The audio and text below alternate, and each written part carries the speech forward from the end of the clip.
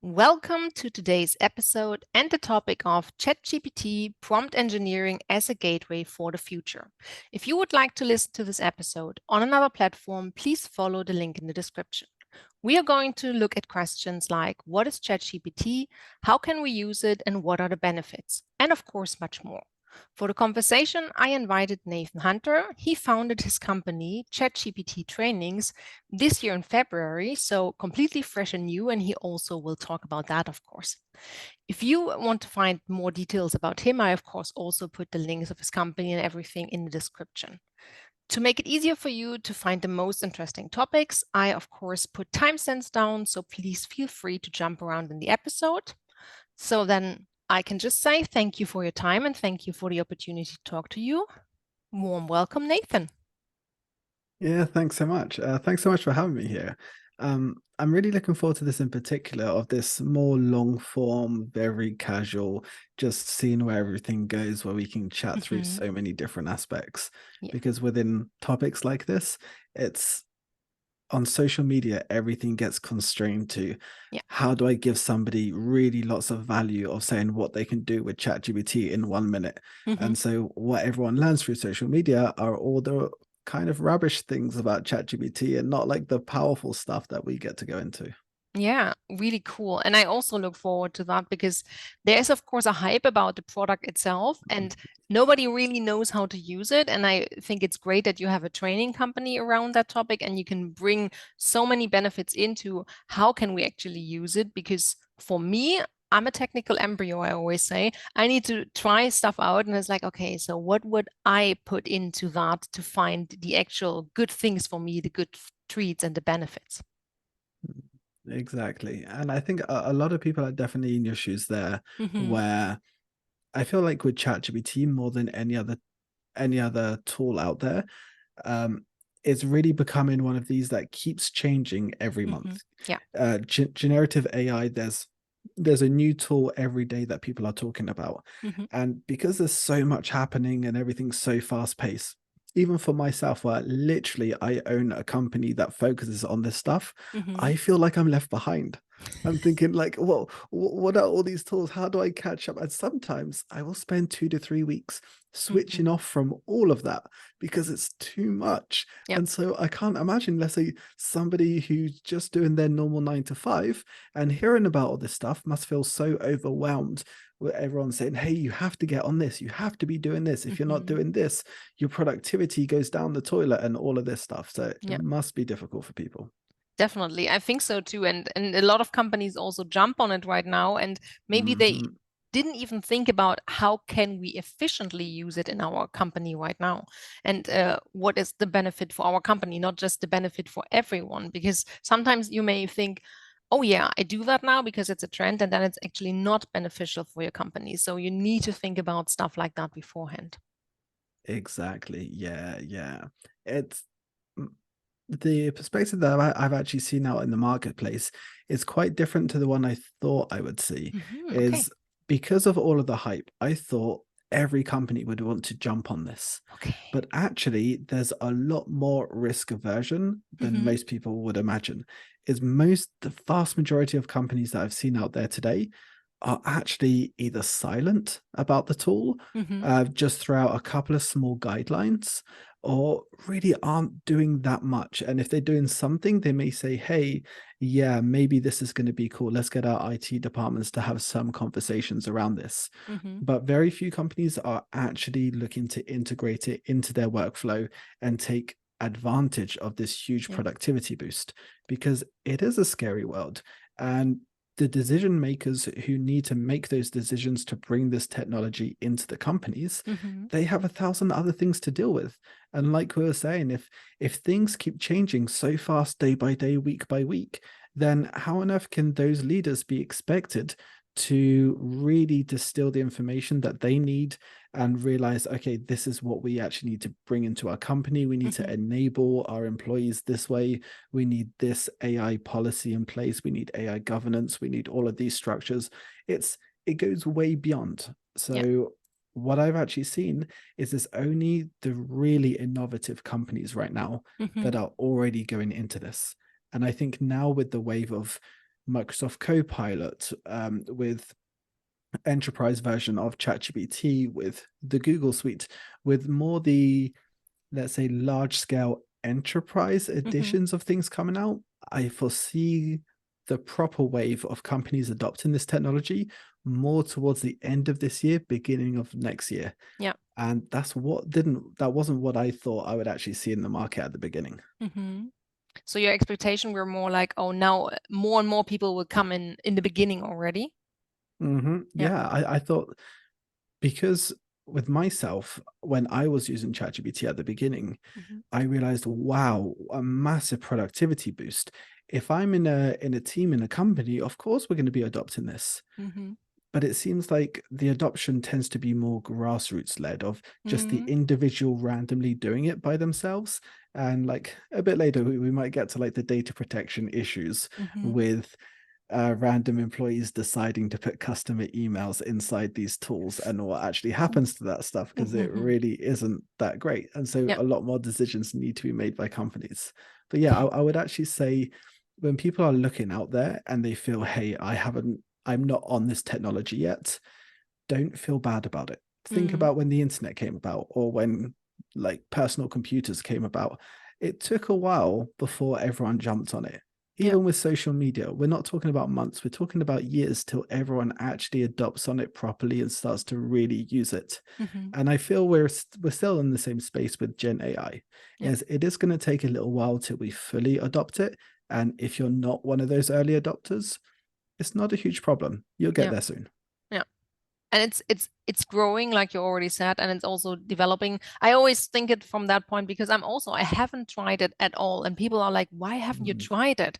And I'm like, because I'm lazy when it comes to technology. That's just, it's a really bad excuse, I know, but I have so many people around me who send me material and say like, you know what ChatGPT is saying about transaction analysis? Do you know what they say about supervision? And it's super interesting to read all the follow-ups and things that are produced. And it's like, I would say 80 to 90% really cool. And I see the benefit, but right now I'm just not, for me, in that mode that I need to produce a lot of text or need to write a book or anything else where I could actually really use it and benefit from it. But that doesn't mean it will not change. Definitely. And I think the everyday person who hasn't gone into it for, to be able to use to help on some kind of work project or something like this, I think we're going to start to use it not through ChatGPT, not through Bard, not through Claude, not through these tools, but we're going to use it in Messenger, in WhatsApp. Meta are about to release generative AI chat within all of these platforms. Whenever you want to send a sticker to somebody in WhatsApp, instead of having those sticker albums that you have to look for online or people send to you or stuff like this, you just type what kind of sticker you want and it will generate it for you based on whatever you type. It'll be almost discreetly inside all of our apps. Zoom are starting to implement it. Teams are starting to implement it. Canva, Dropbox, like most technologies out there have either implemented it or are looking to implement Gen AI somehow within their solution. And that's the way most of us are going to be using it. And then some of us will already be using like the base version within ChatGPT, within Bard, within Claude, and we'll find many use cases. And the use cases that we find that become really popular will become themselves third-party apps that the rest of the world uses. Yeah, I think so too. And it will come to a certain point there where you don't even realize it's the underlying product anymore. So you just use it. So, and then it's there, and then probably I'm ready as well. I don't know. It's always, for me, I'm a late bloomer when it comes to technology. That's how I always call it.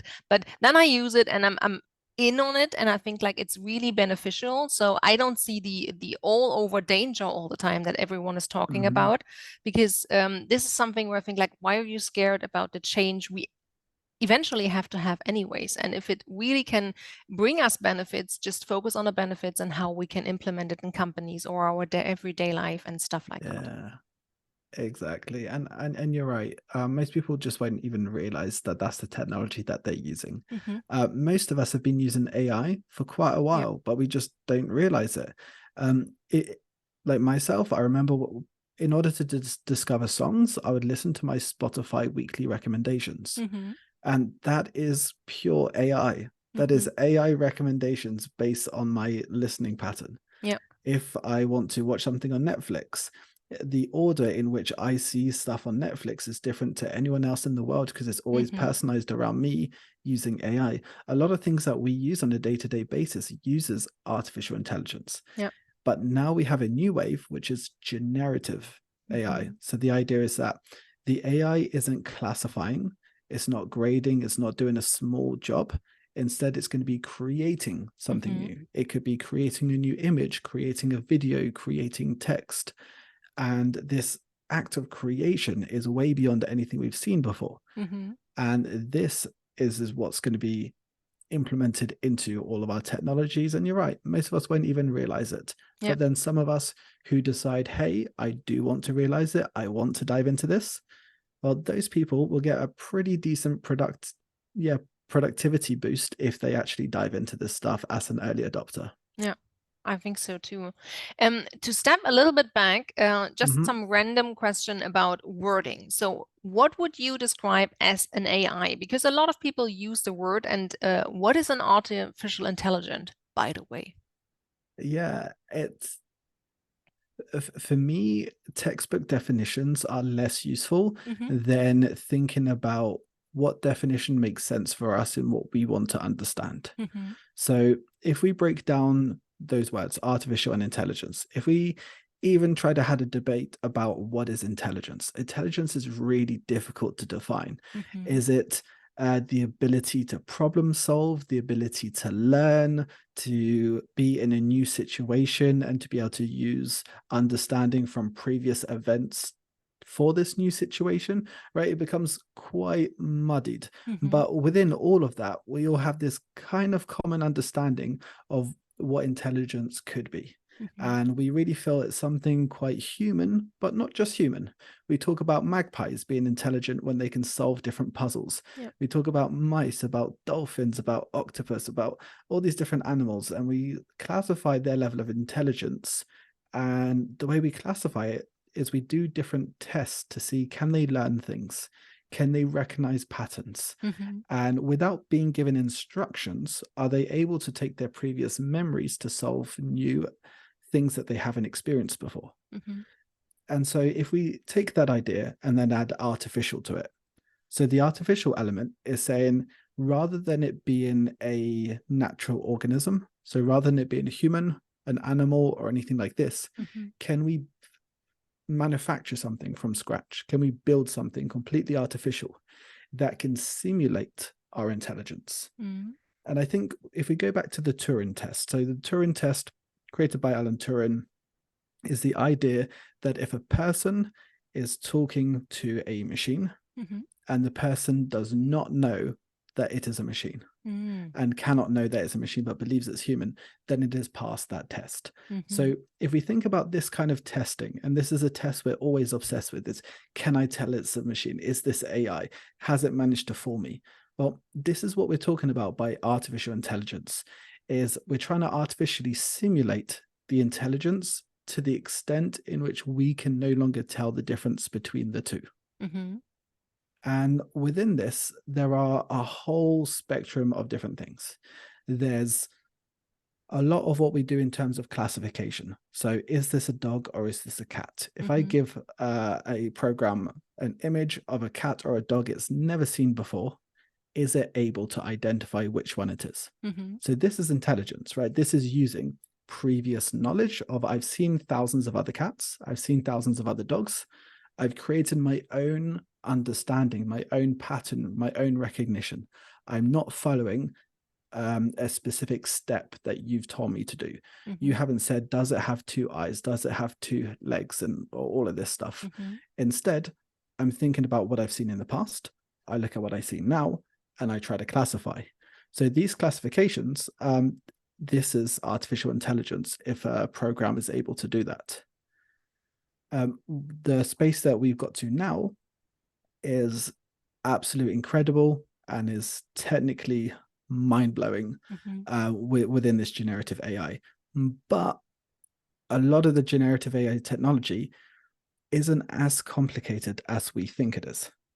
So if I take the example of ChatGPT, so ChatGPT, Bard, Claude, Perplexity, Llama 2, all of these are text-to-text generative AIs. Mm-hmm. And so what they mean, text-to-text, is I give it text and it gives me text.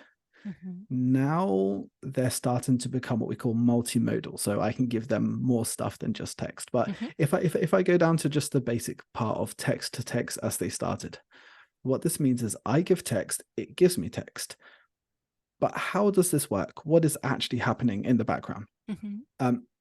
What's happening in the background is nothing more than guessing the next word. Ah, It's interesting. literally a tool that can do word prediction. So, for example, if you and I do this little game, we're going to play a game and we're going to create a children's story together. Mm-hmm. I'm going to start and I'm going to say one word and you say one word and then I say a word. So it's like a little improv game. Mm-hmm. So we can go ahead and we can do 2 or 3 sentences. We'll see Yep. where it goes. So once, Upon a, time there, was a, little lion, in a, huge. box, He never, thought that, he would, feel this, grass under, his. feet. It's so cool. It really works well.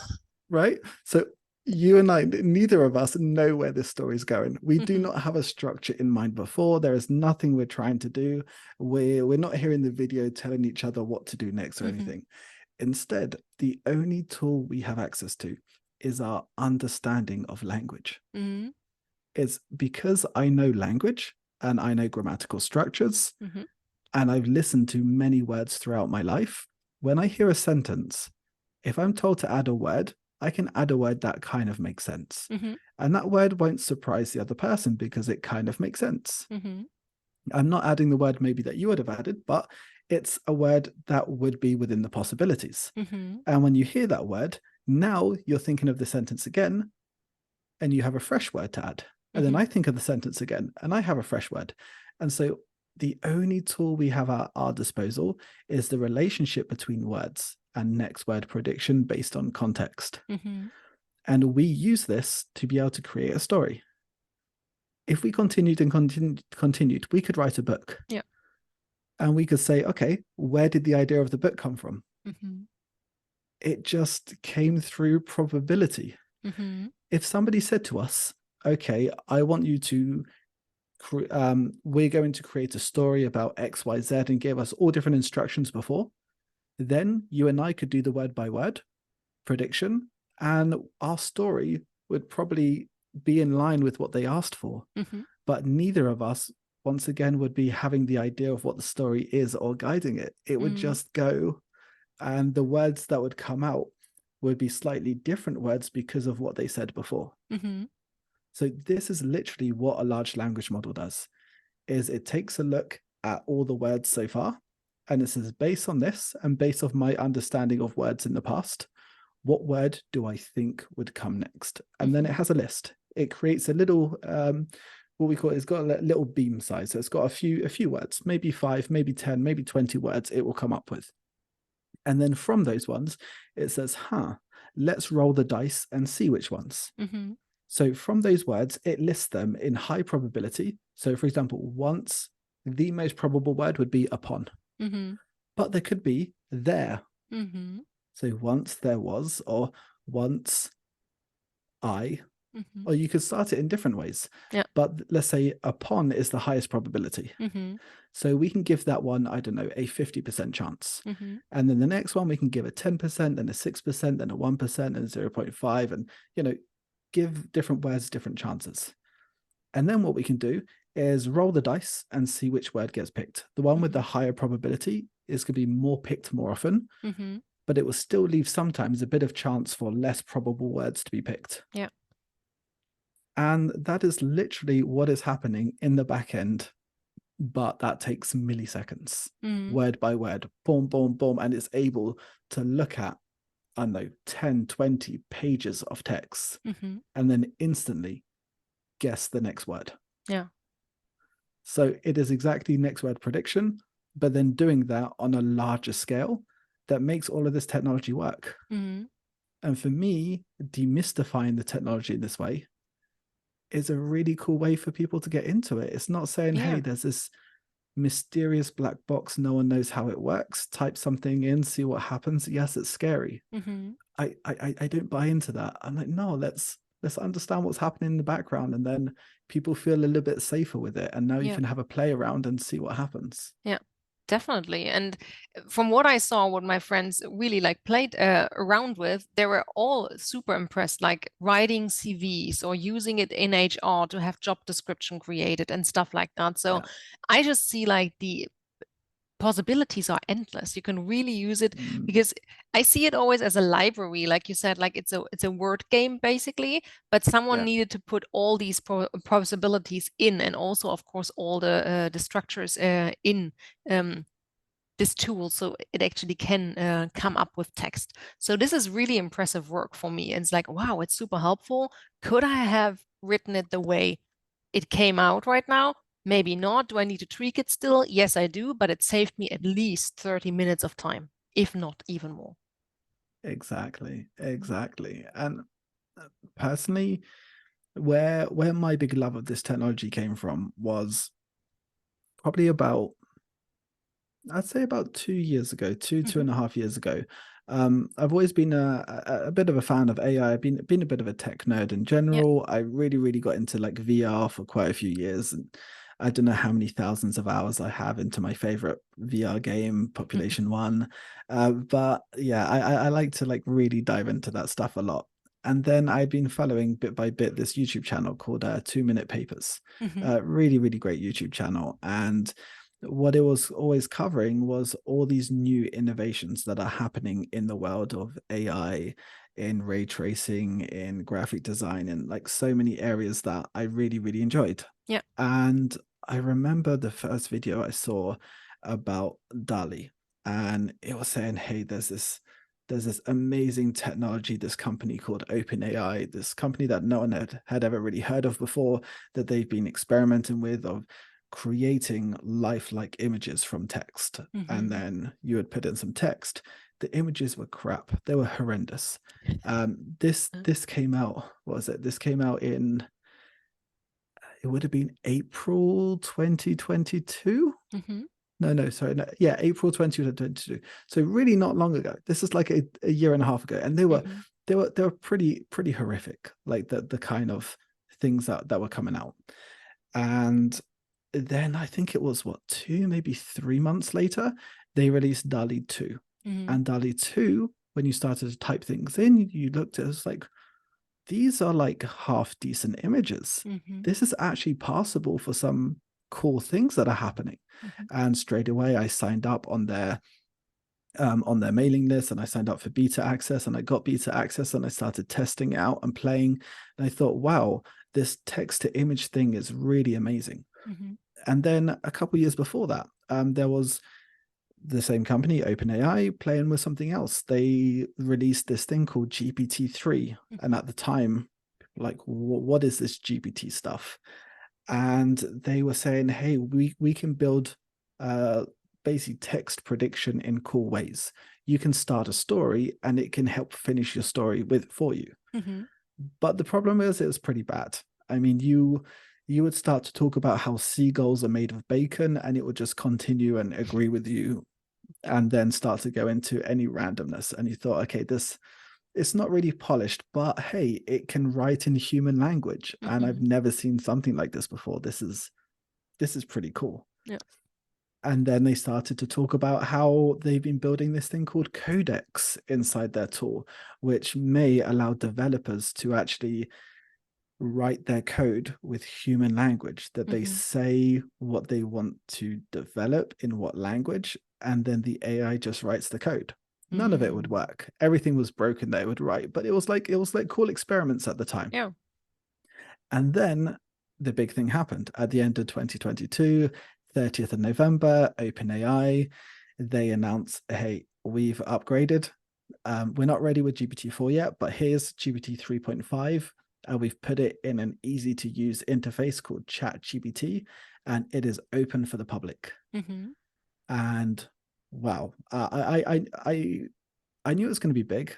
I've been following it for a while, but I never would have guessed it would have been this big. I wouldn't have guessed that this was going to be the new technology to revolutionize everything that we do. It was just mind-blowing. Mm-hmm. And within about a month, everyone started to really, well, more people started to catch on and to realize, hey, this is something different. This is something special. This is the beginning of something. Mm-hmm. And around that time, end of 2022, beginning of 2023, I thought, well, let me help my mum with her CV. Mm-hmm. Let's use ChatGPT. We sat down, we did this. Let me help my friends with this stuff. Let me help my colleagues. And the more I did that, the more I realized, wow, people have no idea about this tool. Mm-hmm. But as soon as they're introduced to it, they are just mind blown. And now they're using it for everything. Yeah. And coming from the nonprofit and NGO space, and as a trainer, I had an idea. I thought, why don't I do a training for trainers who are in NGOs? And if I can teach them this stuff, they can pass it on to their people in their Mm-hmm. charities. And that way we get to pass all the knowledge on. I Yeah. thought, let's just do this. And at the same time, I also thought, I feel like I'm due a work break. So I quit my job, decided to have a 6 to 9 month work break. And I just started, I put online a couple of trainings, put it on Salto Youth and a couple of other places. And instantly 100 people signed up. Wow. And on Zoom, my limit was 100. So I thought, okay. The next morning, I literally had somebody from Denmark giving me a call in the morning, waking me up, asking me whether I can add more trainings. And I thought, Mm-hmm. okay, people want this stuff. Let's add a few more trainings. And instantly, 100, they all booked out. I thought to myself, well, if I'm doing this, they probably think I'm really serious about this. Maybe I should put together a handout. Mm-hmm. And so I thought, okay, let's do this. And I was thinking for about a day or two, what should I put in the handout? Letting those shower thoughts come to me. And then as I was brainstorming about the handout, so many ideas came to me. Mm-hmm. And I thought, you know what? Instead of a handout, I'm going to create a mini ebook. I'll put it out there while I'm doing like my sabbatical. I can get my name out there, build a bit more of a reputation to make it easier to get a job later in the year. Let's do this. So I sat down, decided, let's do this. 10 days later, I had fully written, illustrated using Midjourney, a text to image AI, and edited and published a 93-page book on Amazon in just 10 days. So it was like, wow, I managed to just come out with all of this. And through all of my experimentation and diving into ChatGPT in different ways and trying to find what is the easiest way for people to understand this thing. And it became, somewhat of something I was pretty proud of. And then on that same day, I had my trainings and I started to deliver those trainings. And the book started to sell and sell, became a bestseller. So I thought I should probably start a company. I should probably start a company for this stuff because I need to somehow say that I have this revenue. So let's build this company. And from there, people would read the book and say, oh, this person must deliver trainings for companies. Let's contact them. Let's get some trainings. And bit by bit, it started to take off. And I accidentally fell into this thing where I created a company. And when people would say, do you do trainings? I would say yes. And then I would build trainings. And now I've been building them and delivering them. I realized that they're coming from a place of passion of I actually enjoy this and I actually want people to learn in a cool way. And that's something that all the other training companies who are just trying to jump on the hype can't offer. And so now I'm able to create these learning products and beat all of these other training competitors to very competitive contracts out there with different training companies and help enable teams across the world. And it's been a really bizarre roller coaster ride from the beginning of the year of saying, I'm going to go on a work break to now me being in the position where I'm like, well, I don't think I'm really going to go back to a 9 to 5 again. I run my company. I'm going to be building this thing. This is kind of fun. Mm-hmm. And it's definitely congratulations to you. This is so cool. So Thank you. I really love these kind of stories and how a company come into being. And it's more like ChatGPT made you an entrepreneur, which is pretty cool. I Literally. really like that. I really, really like that. And also, the motivation you kept saying, like, okay, it comes from a place of love. You really want to do that, and it's fun for you to deliver the trainings. Of course, the clients will also see that and feel that. What else is in the trainings? Like, what are you offering in your trainings that maybe is also different from other companies who do that right now? Earlier on, when I was talking about demystifying the back end of ChatGPT and how it works and stuff, if you talk to almost any company out there, or if you read almost any ebook out there that will talk about this, they will start by saying, artificial intelligence started in the 19 blah blah blahs, Okay. and then it started with this, and kind of give you the whole timeline. And then after says, okay, let's break down these words. What does the Oxford Dictionary tell us that artificial intelligence means? Okay, what are the different programs out there?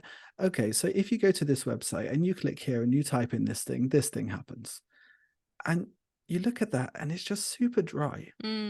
And it just doesn't really connect with us in the human way. And so for me, that creates this huge barrier that prevents people from actually learning. And so what we do in our trainings is just like we've been doing on this talk, is we just have fun activities. The improv game here, this is something I do in all my classes. Yeah. We do all different games of any concept that I'm like, okay, this is a concept we need to understand.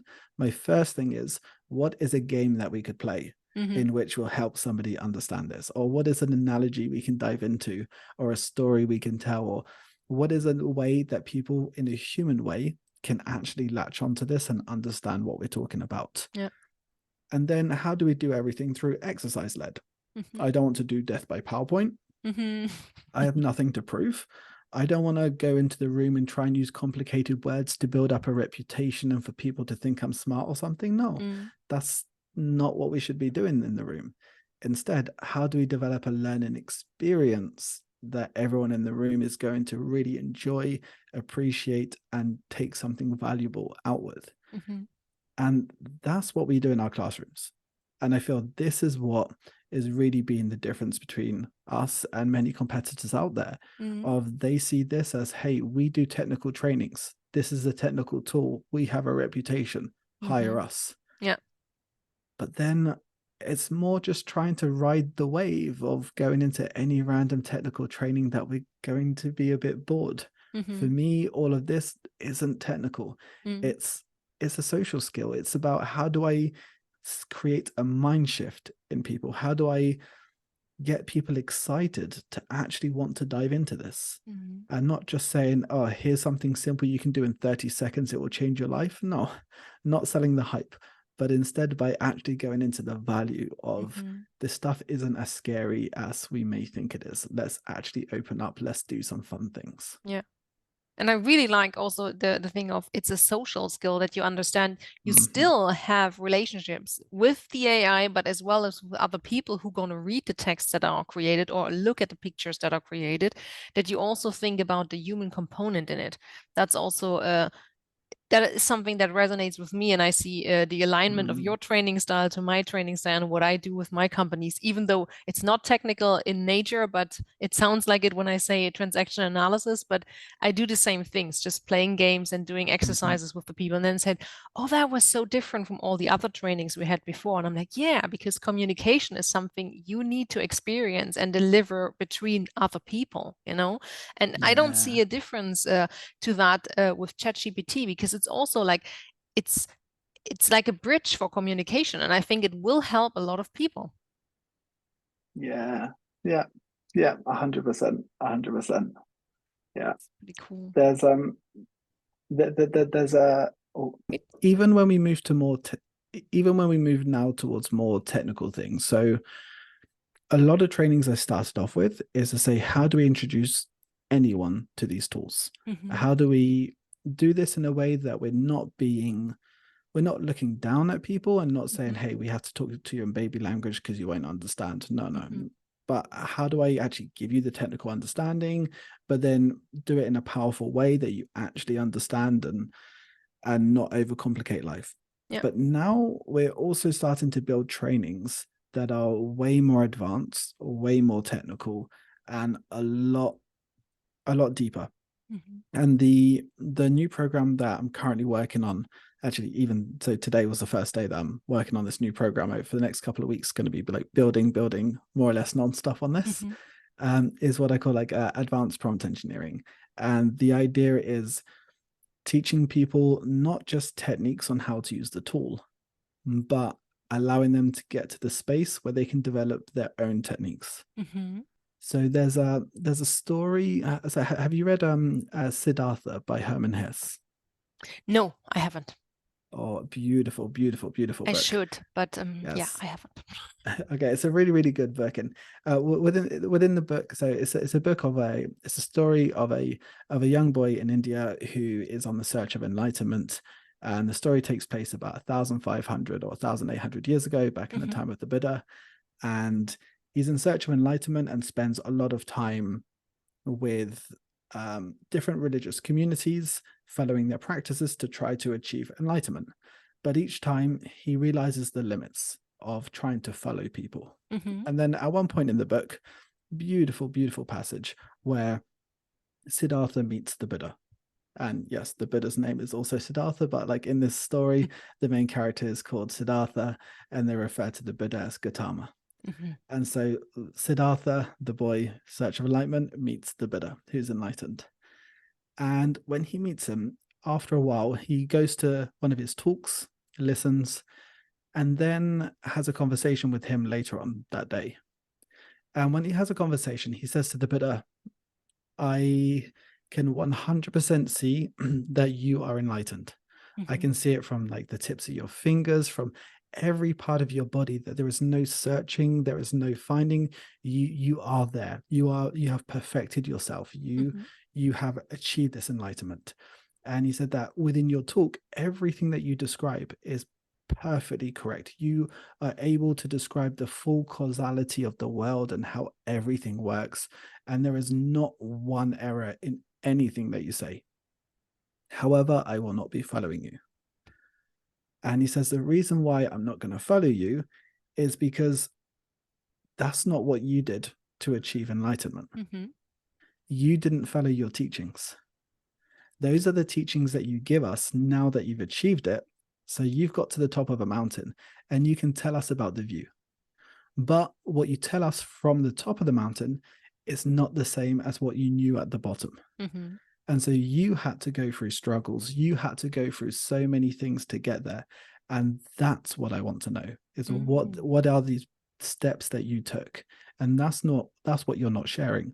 So that's what I'm going to have to do myself and go on my own journey. Mm-hmm.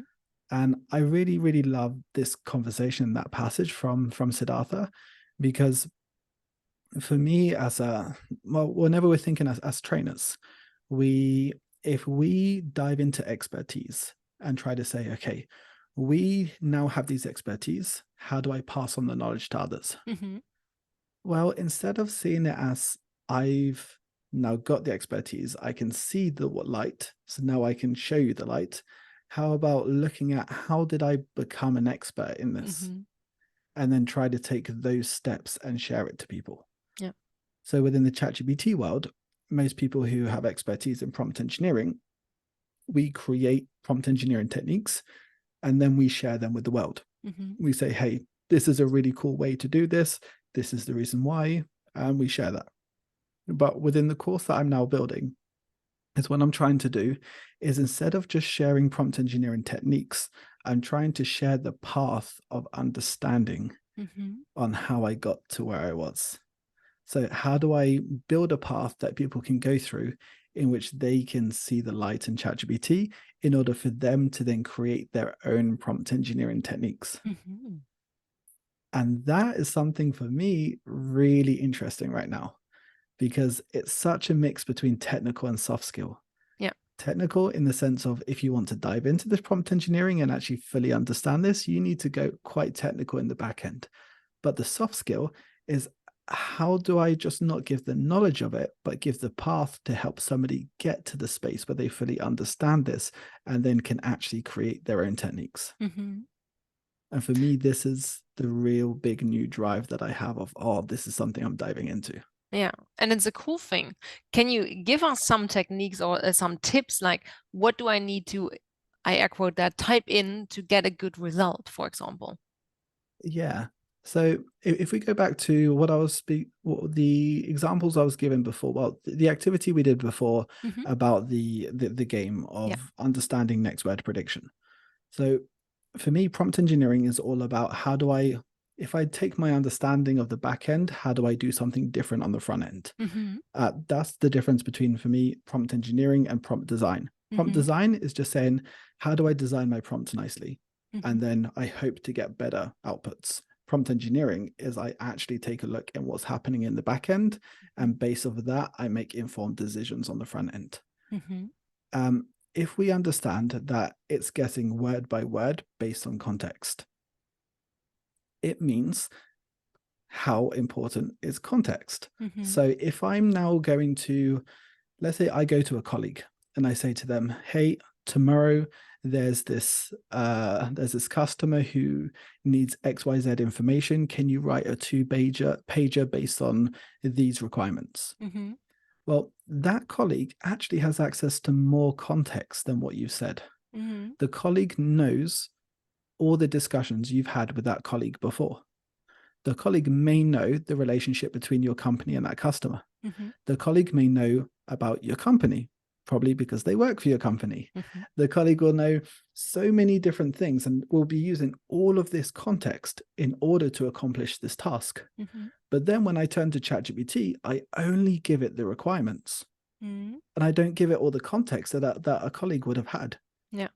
So what this tells me is that since it's all based on next word prediction, and it's based on whatever context came before, Mm-hmm. is I can start off by giving it context.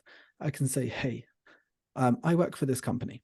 This is what we've been doing. This is Mm-hmm. what we've been doing this year. This is a particular product we've been working on. And in particular, there's this customer. And Mm-hmm. this is the relationship we've been developing. Here's some examples. This is what we've been doing. Now there's this thing that's come up. And now, with all this in mind, I would like you to help me work on this report. Mm-hmm. And then we can start to work together this way. So beginning with context, beginning with actually giving more information and giving the whole background of what a human would actually know if they were in that position, Mm-hmm. will actually give ChatGPT a closer level up compared to the human that would be doing the same task. Mm-hmm. And so it would be able to create much better tailored outputs for you. Yeah. And that's probably also the point where governance and policies come in. So what are we Yes. allowed to actually put as content into ChatGPT? Yes. And for that question, it's so nuanced. So when we say ChatGPT, there isn't actually a one ChatGPT we're talking Mm-hmm. about. Are we talking about chat.openai.com? Because chat.openai.com is one interface, and that's Mm-hmm. one way of interacting with the models that OpenAI built. And this is what we normally refer to as ChatGPT. Mm-hmm. But they've also built something called the Playground. Okay. The Playground, they originally built it almost as a sandbox for developers to test stuff. But within there is very similar to the original interface, slightly different, more parameters, more things you can actually customize. But from there, inside the Playground, OpenAI don't share any of the data with their training models. Mm-hmm. So that means if you give customer information there, it doesn't go any further. Mm-hmm. If you put any customer information in the ChatGPT interface, there is a chance that OpenAI can take your information and can actually train their models with that information. Mm-hmm.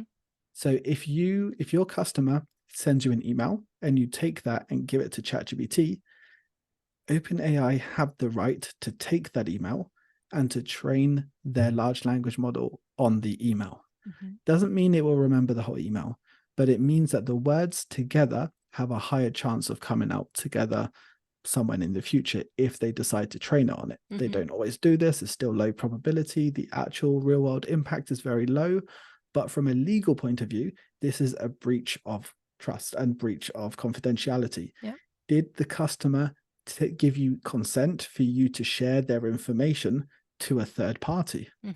If they didn't, you are in breach. And for customers who are working business to business, that's breach of contract.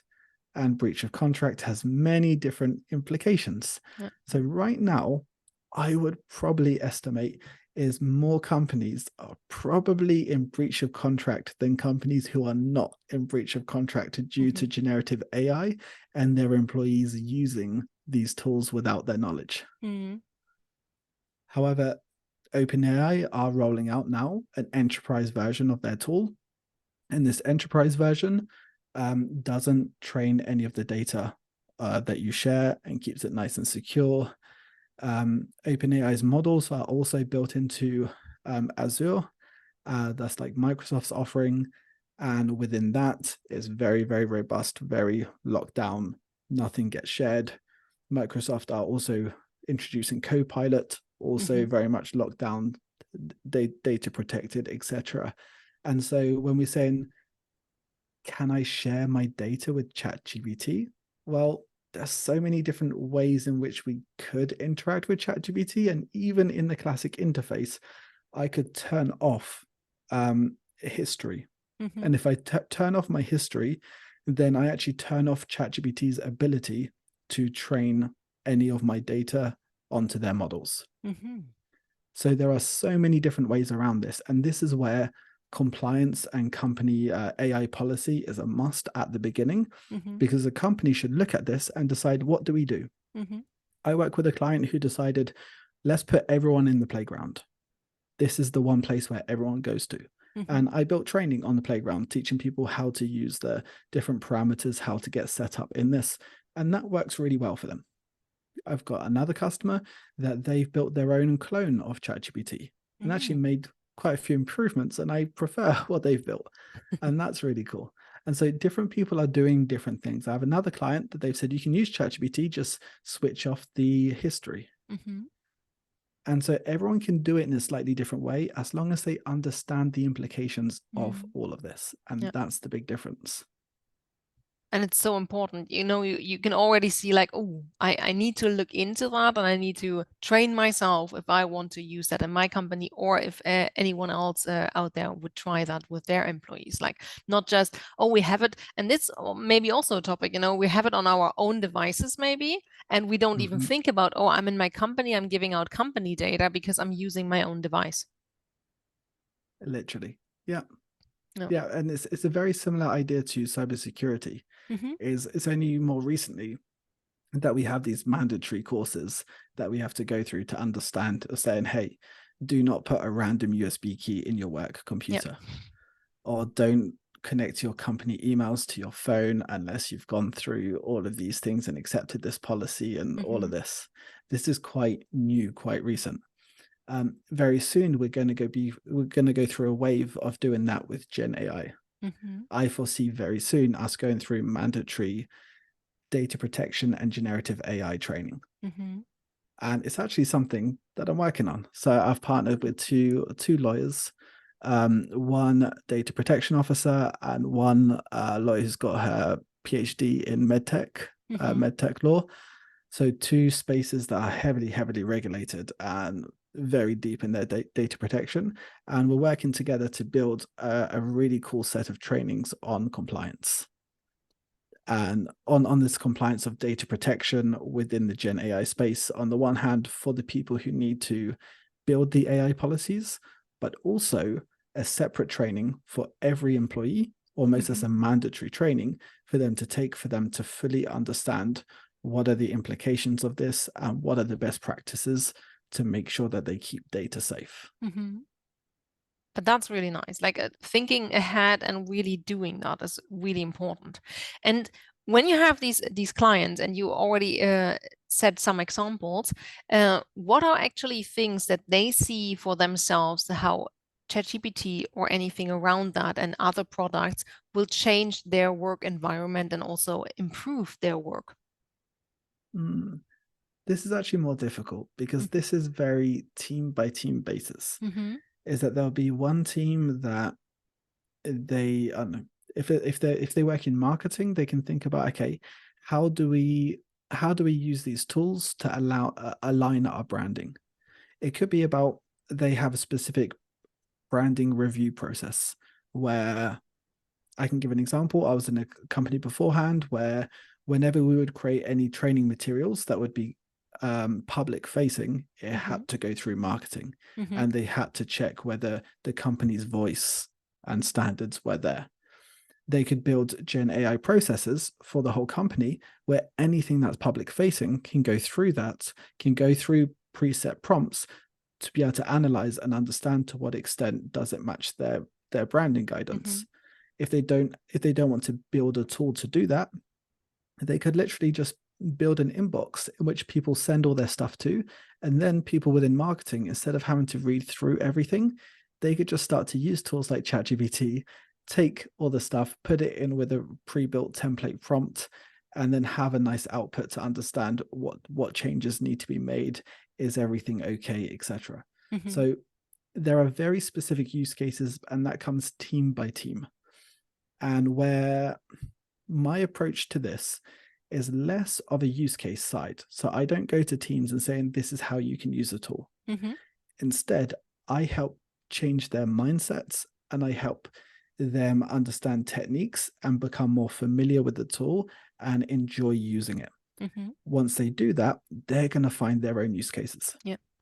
I run specific trainings for leaders, and when I run them for leaders, I then build very specific approaches to help them understand how to identify use cases. So there was actually a really interesting approach that I built called the human-centric approach for AI. And the idea is that if you take a leader who has got very far in their career, they're doing great, and then they kind of look now at Gen AI, they're thinking, this is amazing, I need to find use cases. The amount of learning that they're going to have to do in order to be able to identify Gen AI use cases is quite a lot. And this new technology is so complicated, unless it's been demystified, that they get blocked. And so instead they avoid it. And they say, maybe in the future, we'll see. And so what I've introduced is this human-centric approach to AI, which instead of thinking about finding Gen AI use cases, we think about finding use cases for humans. So we say to the leaders, we say, okay, list down your team's pain points. Think about any issues that you currently face. And they start to think about all different pain points. They can have conversations with each other and really dig through all of their pain points. And then we say, imagine that you've just been allocated a team of 30 people. These 30 people are really great people, but they have no idea about your team or anything like this. And they have 40 hours free a week or 35 hours free a week. How would you allocate them? They're like, oh my God, lots of people. This is amazing. I would have maybe 5 of them work on this. 10 of them will be personalizing these bits. 5 of them doing this stuff. There's like, okay, out of those allocations, pick the one that you think is going to be the most impactful and really break down what is it that they're going to be doing step by step. And they start to break it down. And then you look into that and think about where within this could generative AI help. And this is where you suddenly start to find cool use cases. And when you start to find the cool use cases from there, we then push them further to think about, okay, imagine now it wasn't a Gen AI use case, but it was still humans. What would you do as a part of that humans onboarding process? What information would you give them? What training would they go through? What do they need to know to complete that job? And then you're able to think of all the stuff that they need. And now you have everything that you need to be able to create your own Gen AI use case to use ChatGPT or these other tools to be able to solve your problem. And we managed to get here not by thinking about technology, but thinking about humans, because humans are very easy to think about. We've done it all our lives. Technology, more difficult. Gen AI, even more difficult. So we start to build these new approaches and frameworks to help leaders actually focus more in a way that is more meaningful for them to be able to find cool solutions to this kind of problems. Yeah. And it's really cool. Like, it's small feedback for you if you would like to have it.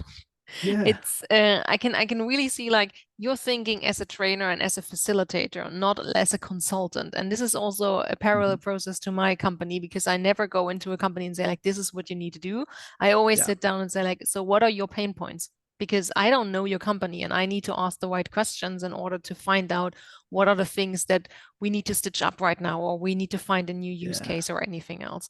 And I think that's a really good benefit for the companies that hire you, because they realize we're not getting like one fixed solution that is sold to every other company as well. We're getting really tailor-made solution for our product or for our people in the house, so that we can actually use it properly. Definitely. Yeah, yeah. And the the cool thing about trying to design stuff like this is I use Gen AI to support me in this. Yeah, cool. So I tend to ask my customers, okay, what are their issues? What are their learning objectives? What are their pain points? We start to map out all of this. And then I feed all of this into an AI tool with all of my material. And then I actually have a chat with a tool like Claude or with ChatGPT to even help me find cool solutions for them, to Yeah. think, okay, what in my training is relevant? What in my training is irrelevant? How do we customize this way? If we had to change bits, which bits would we change? And once it identifies it, I can also ask the AI to support me in actually making those changes. And that And also makes it super authentic, that you use it as well in the process, and not just say, okay, we're going to use that for your company. No, I use it as well in the process that I'm running for your company. exactly, yeah, yeah. It's what they call dog fooding. Okay. It's a horrible. I know, they talk about this a lot within the like tech space. They talk Okay. about dog fooding of the idea is if you make dog food, you should be able to eat your own dog food to kind of Okay. try it and to test to be like, this is actually good dog Mm-hmm. food. Mm-hmm. Now I get it. Then it's not an insult, because otherwise I was like, that sounds very discounting.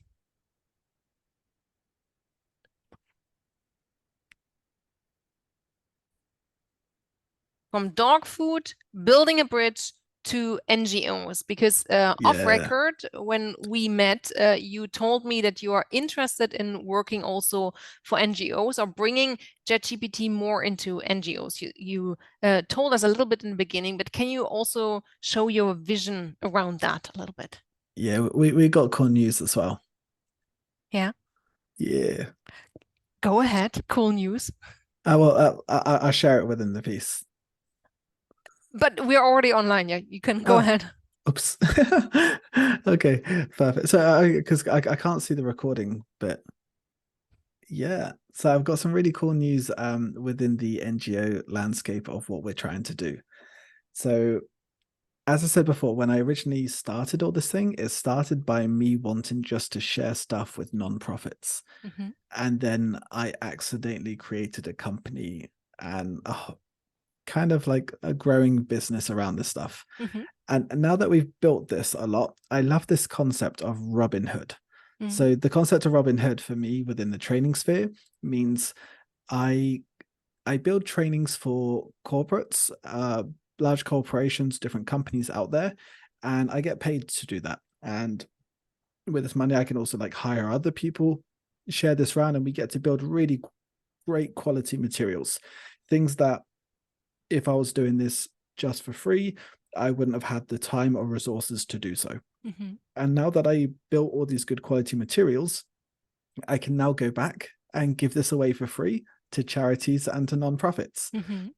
So we have built our gold standard training, this e-learning course, and we've built a half-day training that we deliver for companies. And we decided, let's take these and give them away to charities.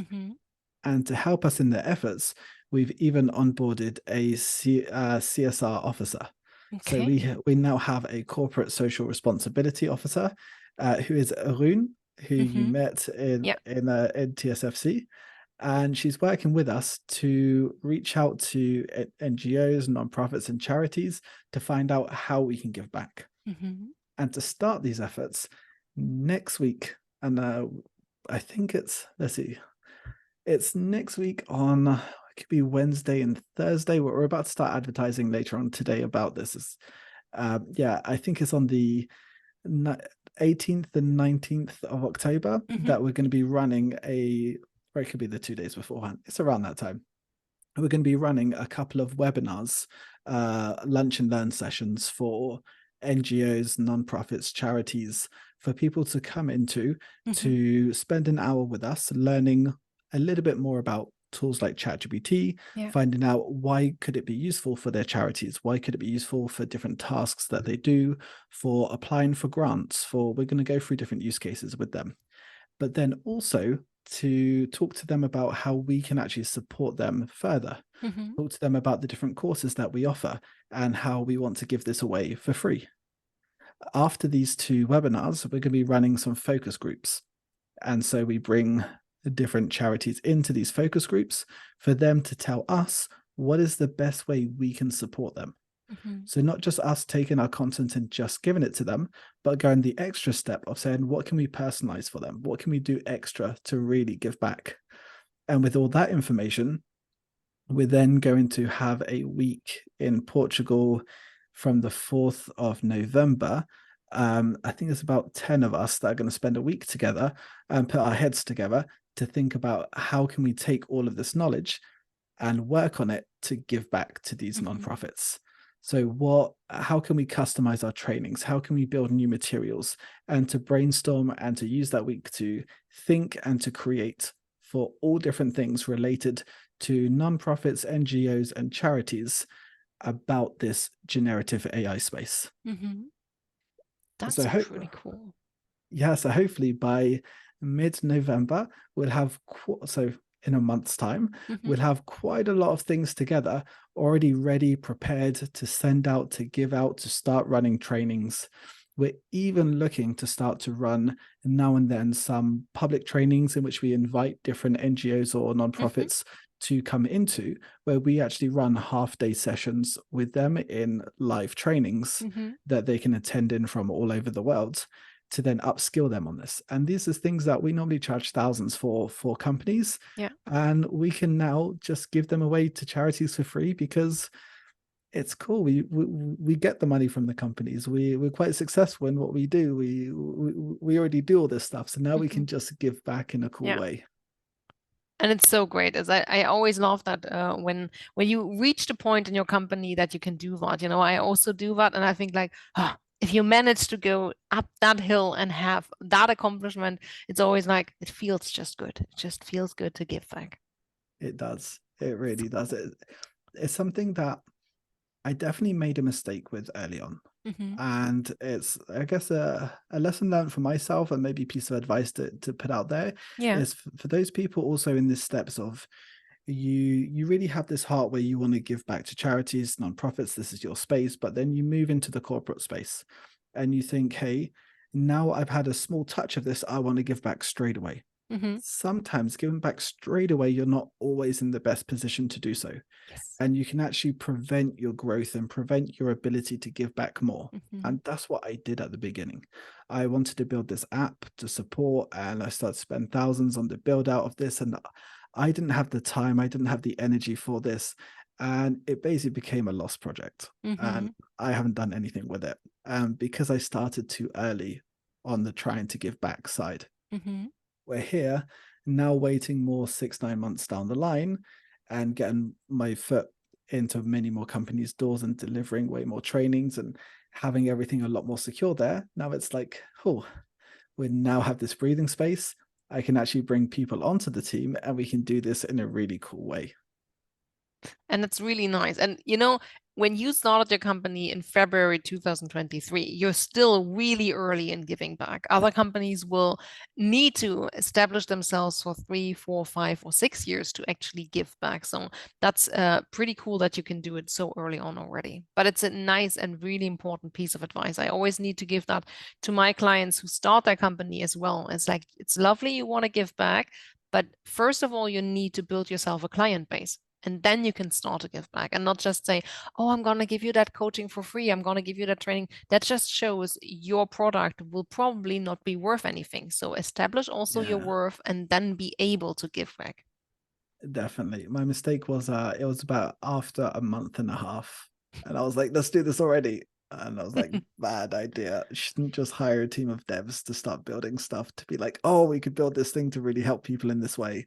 No, definitely better idea to wait a bit first. But it's still a great motivation and it's a real thing and really Mhm. needed also in our society and also the communities and stuff like that. So it's really good you can do that. I like that. Yeah, It's definitely. cool. And I definitely feel it as a big privilege of a lot of people have so Hmm. much work every day that they need to grind through, that they need to get through, that they won't have the space or the time Yes. or the energy to do this giving back. Hmm. So I also see it as a privilege of I've got lucky on so many steps to make it to where I am now, where I now actually have that time, I have that space, I have that energy to be able to do that giving back. It's not because, let's say, somebody doesn't want to give back enough that they're not doing it. No, it's just probably not the right time for them right now Hmm. or the right circumstances around it. Absolutely. And also don't for the people who feel like, oh yeah, he's listening, he's talking to me right now. Don't feel guilty about that because it's also a Mm, process to learn, like stepping down from not having a 60-hour weeks, for example. Like this is a yeah. communication thing that I have with my clients as well. And it's like, I am not having 60-hour weeks. I can't offer you that. I work 3 days a week and that's it because I need to recharge and be able to also give back, but also to charge myself to be able to work the best that I can next week for you. Otherwise, I would sit in your training, would not have the capacity to listen to you and work on the topics that you have. And then they're realizing, damn, she's smart. We should probably do that too. It's like it's so interesting to see that. And I have a company now, and I this is also the thing of what are you drawing in when you start to reflect and do your thing. And I have a company, they also just work 4 days a week, and it's so lovely because it's a completely different way of working together. Yeah, and it's something that I've definitely tried to tap into a lot more is the idea of trying to work less or Hmm. less hours and try to just any hours I'm working to try to enjoy those hours, but Hmm. then also telling myself when I have free time, that doesn't just mean free time to work more. It also means Hmm. free time to do nothing or free Yes. time to listen to music or to do my rock climbing or to do things I really enjoy. And trying to do that more and more is always a difficult thing because ideas, the more free time Hmm. you have, the more ideas you have. Yeah. And when you have these ideas, you just want to follow through with them. But if you do that, you don't get free time anymore. Hmm. So it's this difficult balance between. And I feel this year in particular, I was really fortunate to spend quite a lot of time in an ashram. And that really helped build my learning process about Hmm. how do I actually appreciate my time and how do I use it in specific ways. Yeah. So for people who do not know what that is a like a retreat location where you can tap out, for example, of the internet and stuff like that. Mm, Yeah. exactly. And it's really cool because it's also a learning procedure and it's great that you already tap into that. Like, how can you have the balance? Because you are like, it's the first year of your company now, and most of the time the people just they just spend every single hour building their company. And this is a Mm, mindset we're having because it's told to us here in Germany, maybe even worse than for you in the UK, that people always say like, you have to work, because we call it selbstständig, self-employed, to you need to do everything on your own. That's the meaning of it. It's like, no, it's not mm, like that. It's really, you need to shift the mindset for that. So do you have any tips or ideas as well that you can share to get that balance better for yourself? mm. So there was one big learning that I had this year, Hmm. which is a bit different from the idea of balance, where it's inside this particular ashram. So it's an ashram that you'll be spending some time pretty soon, Yes, this year. Yes. and me as well. It's a for people listening, it's a beautiful place in India, in a place called Pune, which is about 3.5 hours inland from Mumbai. And it's a space where we can go to spend as much time as we want or as little time as we want, whether it's a couple of days, a couple of months. Not this like full locked in silence space, but more of a I'm going to live with more awareness space. And something I did in particular there this year is I was fortunate enough to do 1 month of what they call workers meditation. And workers meditation is incredible, and it taught me so much around this. How do I value my time in a different way? What is this work-life balance? And so many questions around that. I had new answers that I never thought of. So when we're doing workers meditation, we work 7 days a week. There are no day offs, and it's there for a purpose. Normally, when we're thinking about taking the weekend off, it's to say, hey, you need a breather. You need to be able to actually step away from work. But a different consequence of that same idea could be it gives you permission to destroy yourself from Monday to Friday because you have the weekend to recover. Yeah. So you can go harder. You can go proper hard on your body, on your mind, and you can just give yourself everything, do 70 hours in 5 days because you're going to have 2 days off and you're going to be able to chill. You're going to be able to relax, but you're not chilling. You're not relaxing. You are just about recovering and just about allowing your body to do the same thing the following week. And it's not a healthy habit. So if you have to do that 7 days a week, you can't do that to yourself anymore. Instead of saying, at least I have my weekends, you have to say to yourself, what do I want to do in my day-to-day? How do I want to feel? And if you're going to be a workaholic, then you're not going to last. So you have to learn how to work in a way where you don't use all of your energy. And then we start to realize, hold on a second, I hold my shoulders up when I'm working.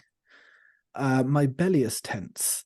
There's so many different muscles that I'm tensing that's actually using physical energy that I don't need to be using. Maybe I'm doing things faster than I need to.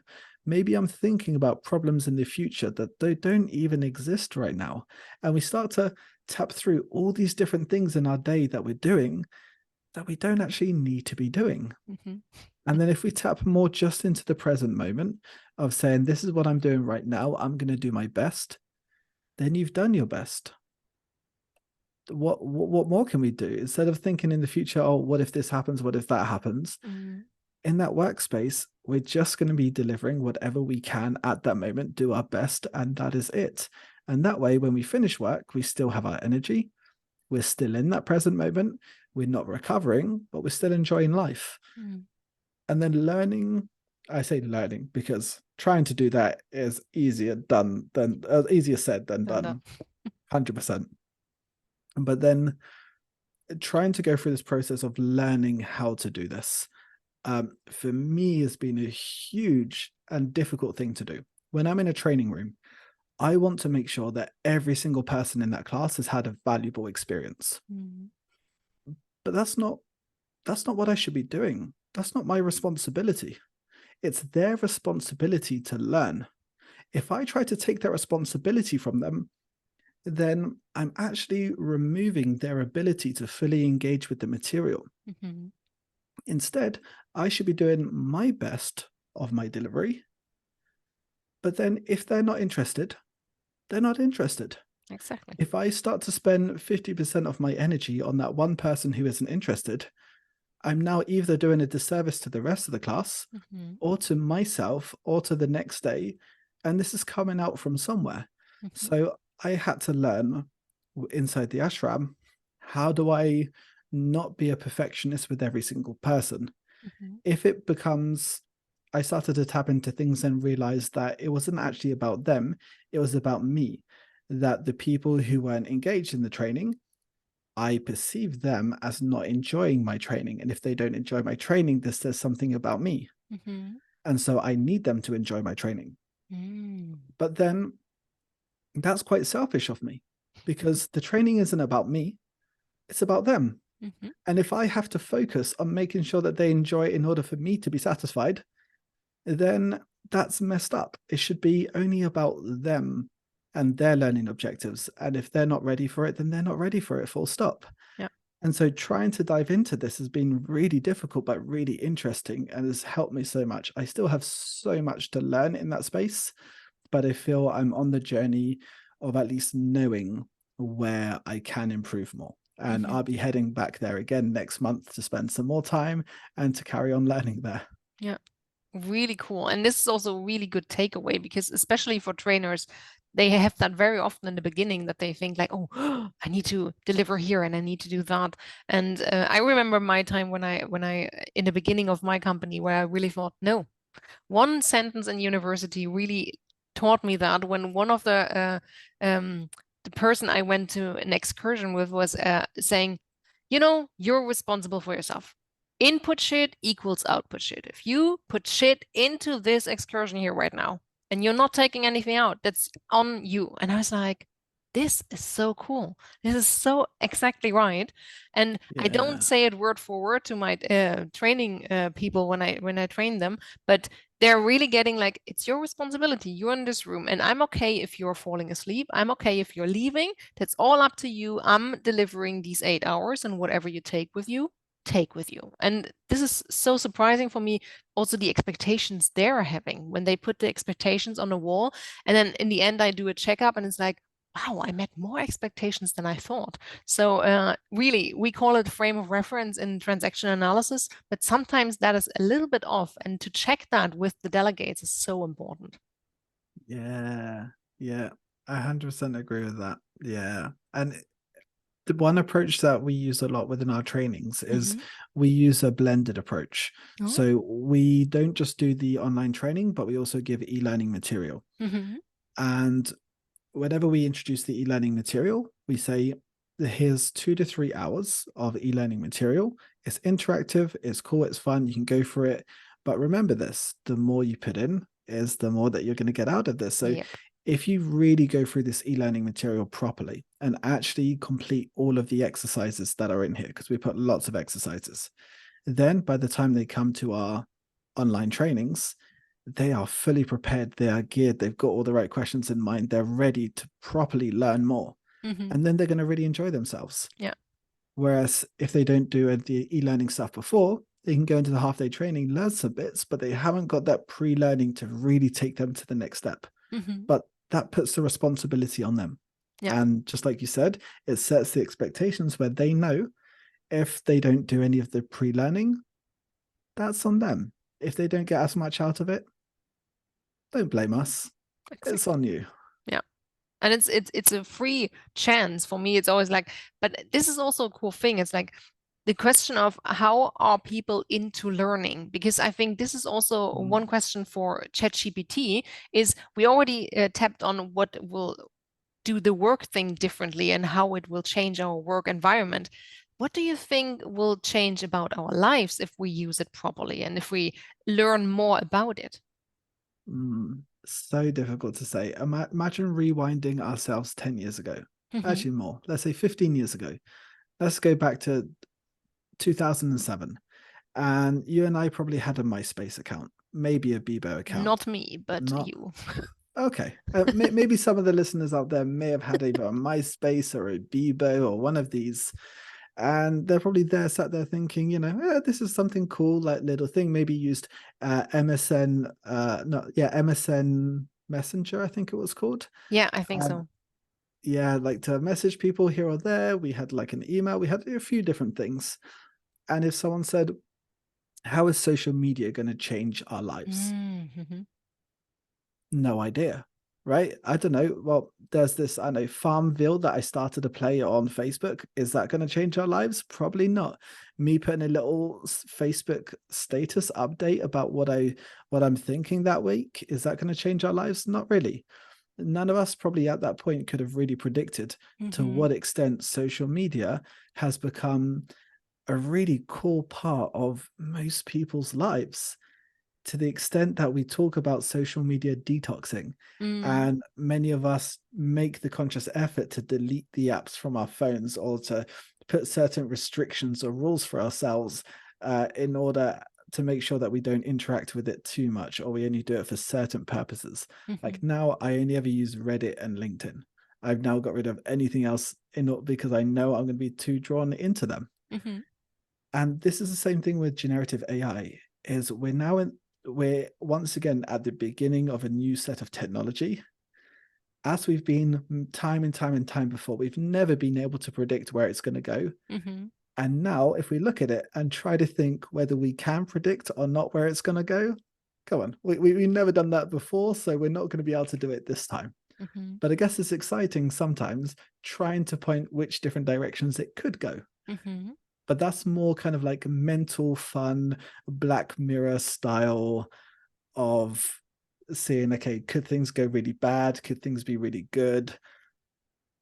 I feel maybe one aspect where where is it going to go can be interesting is actually on one kind of negative thing that me and a colleague have recently done some research on. So we're just about to publish a paper called the tokenization problem. And the tokenization problem is something that is horrific about large language models that nobody talks about. And no one really talks about them because I don't believe much research has been done on this specific topic. We kind of know that because we had to do a literature review to write our paper. So bring us into it. What is the tokenization problem in that specific setting? So tokenization problem, start with kind of like the output to kind of give us a guideline, and then we kind of like crawl back to technology. So the output is that somebody using a tool like ChatGPT in Georgian, in Tamil, in Hindi, in Ukrainian, in any of these languages will have a way worse experience than using it in English, using it in French, using it in Spanish, etc. Not just worse experience, but we believe there'll be next to no third-party apps built in those languages. And this is because of what we call the tokenization problem. What tokenization problem means is we have to understand, first of all, what on earth is a token? So a token for a large language model is like a syllable for a human. So you and I, when we're having a discussion, we don't actually listen to words. We listen to syllables. When you read text that's written, you don't see syllables. Syllables don't exist there. It's an artificial layer that us humans have added on top of the language that allows us to understand it. Fancy. So we don't, it's what we do on a day-to-day basis, is we listen to syllables, and when we read it in our minds, we tell ourselves the syllables, but there's no syllables that are written down there whatsoever. So we break language down into syllables. A large language model breaks language down into tokens. Tokens are like syllables. They're pieces of words. And then they take one of these and they give it an ID. So they could take IS, the two letters together, and say, this is ID 547, just random. And they've stored that. And they could take another one, and it could be a larger one, could be a smaller one, could be an apostrophe, has its own ID, a full stop has its own ID. Different combinations of letters together will have their different IDs. And these combinations are called a token. And when we're talking about how much information can a large language model process at any one time, we describe this in tokens.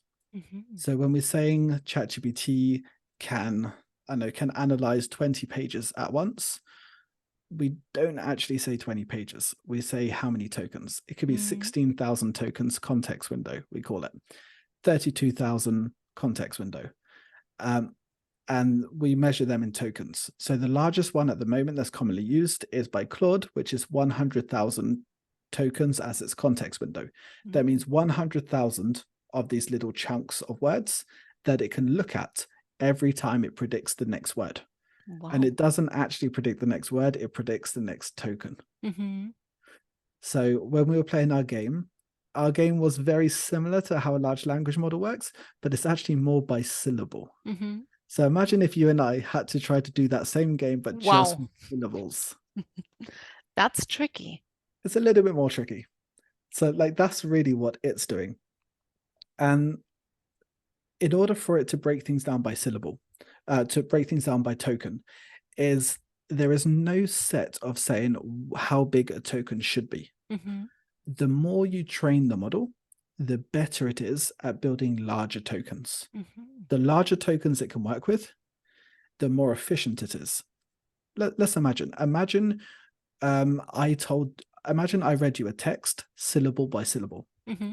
or if I read you a text letter by letter. Mm-hmm. If I read it to you letter by letter, that's going to take way more time. Mm-hmm. So the larger chunks I can give you, the more efficient this thing is going to be. Mm-hmm. But if I give you massive chunks, then I'm going to need a massive chunk for every single thing out there. So there's going to be too many of these massive chunks. So we need like a nice kind of in-betweenish. Yeah. And so that's where we managed to settle on these like syllables and words and stuff. Imagine, or I guess actually in German, you kind of have words that describe whole sentences, right? Yeah, sometimes, but sometimes, yeah. So it's kind of like this idea where maybe some languages decide to kind of go out and say, I'm going to do something kind of random here and like build these massive sentences into words, where most languages like to keep a word as a small interchangeable thing that we can do as much as possible. Yeah. So what we did is we thought, let's take a few different texts, let's translate them into 108 different languages. Wow. And then let's see how many tokens the ChatGPT will break them down into. And so we take one, we put it into English, and it breaks down, and we can see how many tokens came up. We're like, okay, let's do it with French. Let's do it with Norwegian. Let's do it with Swahili. Let's do it with Wolof. Let's do it with as many languages as we can out there. And then after we do this, let's compare how they fared to English. So if you took English as a baseline and said, if you manage to have the same efficiency as English, you have a 1. If it takes you twice the amount of tokens than English, then it's 2. And exactly, so we kind of built a scale this way, so you can easily compare any language to English in terms of how efficient they are. And what we found is Ukrainian is about 5 times. We found Hindi to be about 7 times. We found Georgian to be about 13 times, which is a massive difference. And when we say 13 times, there's 2 great ways to think about this. One is context window, second is pricing. So context window, how much information can the AI process? If I want to have a good conversation with ChatGPT, I know, well, most of us will be using the same model, which is a 16,000 token model. 16,000 tokens in English is about 12,000. So is about 12,000 words, or roughly 24 pages. Okay. In Spanish, it's about 7,000 words. Arabic, I believe it's about 3,000. Hindi goes down to less than 2,000. Georgian is hardly 800 words. Okay. What this means in real world impact is if your native tongue is Georgian, if you give a news article to ChatGPT and ask it a question, after it's answered you, it's already forgotten the beginning of the news article. Wow. So it cannot have a coherent conversation with you. It cannot analyze things on the same scale it can in other languages. If I want to give it my CV and a job listing, by the time it's taken a look at both of them, it's already forgotten one. So if my mother tongue is Georgian or Tamil, I can't really use it to help write a CV. So my use cases become really limited. The second big issue is costs. Let's think of an example. What if you could build any kind of app in which an AI would support your customers? What kind of app would you build? That is a so good question. Probably creating a question out of a context. So how would that work? That's a good question. So they would need to like write down as a text a problem, and then the question of what question would you ask in order to have that problem solved or set or something. That was my idea right now. Nice. So is it helping them understand how to build the question, or is it giving them the questions based on the context? giving questions based on the context. Because Okay. I went from not just customers, I went from my students, like when they need to learn how they question correctly to find the underlying layer under the topic of the client that they're working with, so that they can learn that. Oh, first of all, that's a really awesome idea. Love that. You can And copy then, it with pride, please, and build an app. perfect. So if we take that idea and say, okay, imagine you want to build that and you give a nice text box. It could be a document upload. It could be anything. You say, hey, put anything here and we are going to give you some questions based on this. You could do this without much difficulty in ChatGPT. Using their API endpoints, you would literally say, take whatever the user has given you, put that inside a prompt template in which you would write a couple of lines above saying what you want it to do based on this, and then it would give you the answer. You take the questions from the answer, you show it to the end user. It's a pretty decent idea. Could be awesome. And let's imagine that your students or your users will use it quite a bit. Well, every time they use it, you have to pay OpenAI for usage, and you pay them per token. Okay.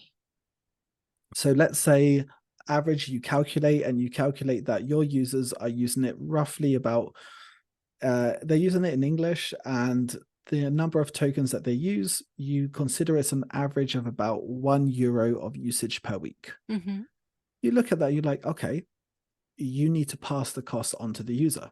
So maybe you charge them a €2 to €3 per week subscription.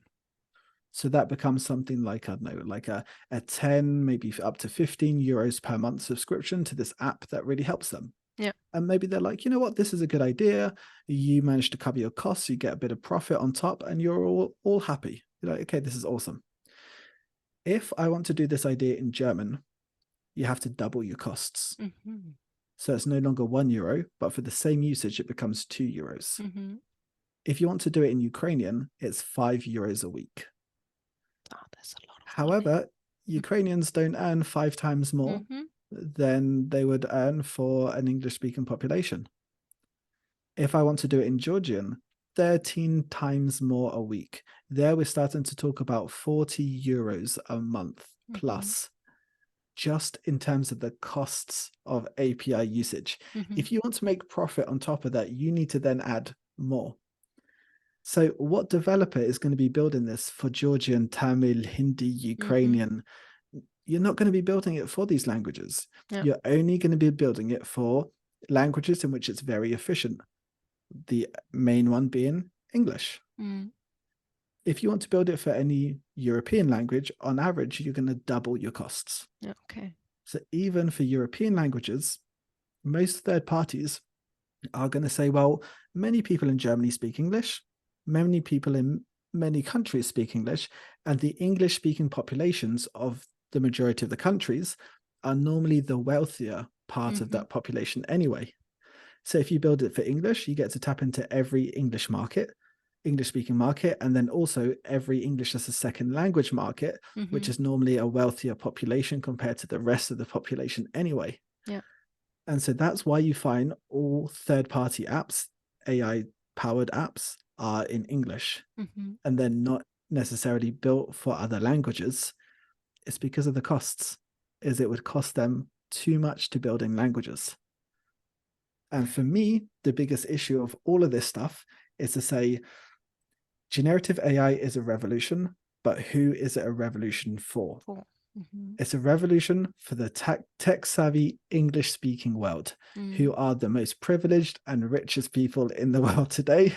And so, yes, for the rich, for the privileged, it's really great. But what about everyone else? Is it going to increase the inequality gap? To me, I believe it will over the next 6 to 12 months, unfortunately.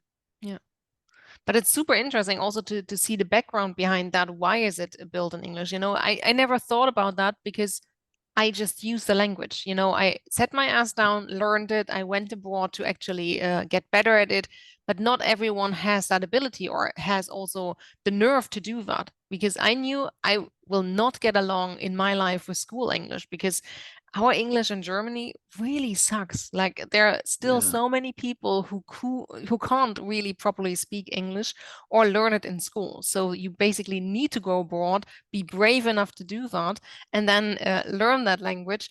And then you have your, I'm air quoting that, you're lucky enough to use all of these products. But I haven't even thought about that. It's so cool that you explained that right now. Yeah, most people haven't really thought about those sides either. That's why we don't see it in the news. Mm, I've been trying to search for this kind of thing and it isn't out there. And one of the reasons why it isn't out there is people haven't done the research behind it. mm, And trying to do the research is a nightmare. It is complicated. If you think about, let's say you want to take just 30 languages, not even the 108 that we went up to. mm-hmm, If you said 30 languages, what text do you select? How do you translate it? mm-hmm, These are really difficult questions because if you take a select, we realize that the way that the tokenization happens is that a full stop is a token. mm-hmm, So if Georgian on average is 13 times more costly than English, if I have a text that happens to have more full stops, it's actually going to decrease the multiplier okay. because a full stop in English is the same as a full stop in Georgian. Mm-hmm, So text with more punctuation will give me different results. okay. And then any text that has technical terms don't tend to be translated. Mm-hmm, And so technical terms and punctuation or names will not be will not be translated to another language. And so those will skew your results. So if I have one text in which I have lots and lots of punctuation and another one where I have very little, the multiplier I see when I look at how it breaks down into English versus another language mm-hmm. will be different. Crazy. And then let's say if I decided to use human translators, Mm-hmm. but every translator would have a slightly different approach. Yes. How literal is my translation going to be? Is it about the meaning? And which one should we focus on? Should it be meaning or should it be literal? Mm-hmm. Because if we're trying to compare when someone actually uses it in that language, well, they're not going to be writing literally as a translation from another Mm-hmm. language. They're going to be writing the way that they would. And so if some translators do it more meaning and some more literal, then their differences in translation techniques or approaches will actually impact our results. Mm-hmm. And so there's so many different factors that start to come into question this. And Yeah. so for us, we had to be really thorough with our research methodology in how we do this. And we believe that this is one of the reasons why it hasn't been done. So Mm-hmm. my co-author was Mariana, who you also Yeah, met yeah. I met her. in TCFC. Yeah, we're just about to finally publish. Nice. But even like the whole publishing process. So neither of us have ever published a peer-reviewed paper before. And we found, wow, it's so difficult. It can literally take us years. Yeah. And we want to get this information out there right now. Yeah. So trying to go through the actual publishing process of going through a recognized journal, we've been applying for different places, trying to get it reviewed, and it is a nightmare. Yeah. And then the alternative to that is then offering it into a conference. But then you have to go to the conference, you have to then apply for that before, you have to not be pending for any other journals at the time. And that's a nightmare. So we're Mm-hmm. probably just going to do to publish it openly with OpenGate, I Mm-hmm. think, research OpenGate, to make sure it's accessible, that everyone can have access, and then start to work on it more from the media perspective, more just to get the message out there to say, hey, there is a big issue Yeah. out there right now. We propose some potential solutions, but it's more saying we should ring some alarm bells and think about how this will impact inequality across the Mm-hmm. world. Yeah. And it's so important because these are things when we don't think about that now, it just gets lost. And then you have more and more of a gap. And this is a language barrier we already have in the world all over the place. So Mm. increasing it is not really the best thing to do. Yeah. So that's Yeah, really, when you have the link, please send me the link so I can put it underneath this video as well for people who really want to go into that, because that's pretty cool. definitely. And I feel like this also goes hand in hand with our nonprofit and charity outreach side of, yes, we want to give back. And then also this should inform our side of thinking of how can we make our material available in more languages? How do Yeah. we work with this? Oh, and saying this, something big happened last week. Ooh. That's really aligned with all of this. DALL-E 3 came out. Okay. So DALL-E 3 is OpenAI's next generation text-to-image generation tool. Did you already try it? Yeah, not only have I tried it, I've already written 4 chapters about it Ooh. in my book. And I sent it to my beta testers yesterday. Some already came back with feedback. I've already kind of rebuilt part of it. So I think it's like 17 pages of new content about it.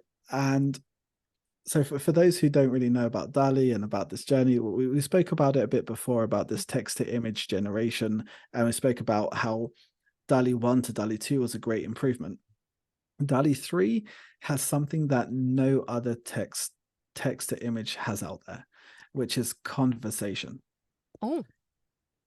So DALL-E 3 isn't just a tool by itself, but it is integrated into ChatGPT. You have to purchase the Plus version, so there is a paywall. But just like every major decent text to image AI, apart from Leonardo.ai, the one really cool free kind of freemium one out there. But what it integrated is with chat. And the big difference is this. To understand the first big difference is, imagine I want to create an image of a car, but I have no idea what to type in.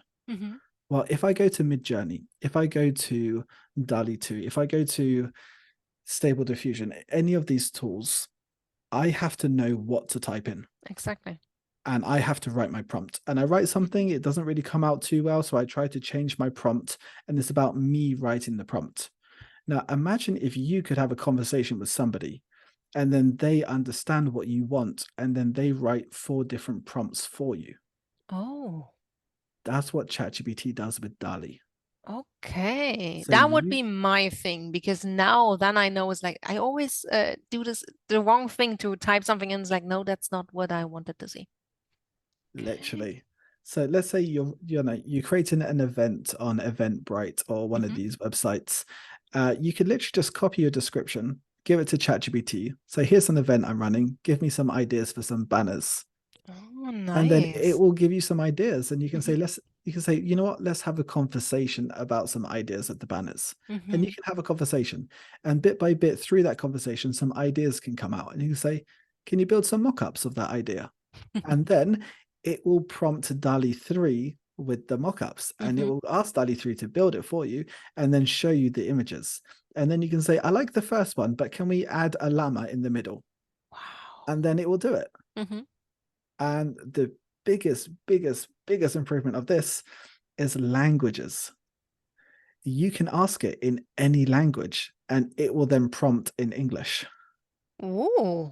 So So the one end they already managed that you can ask and put in any language, but the outcome of the same language is not working right now, but it would get always handed out in English.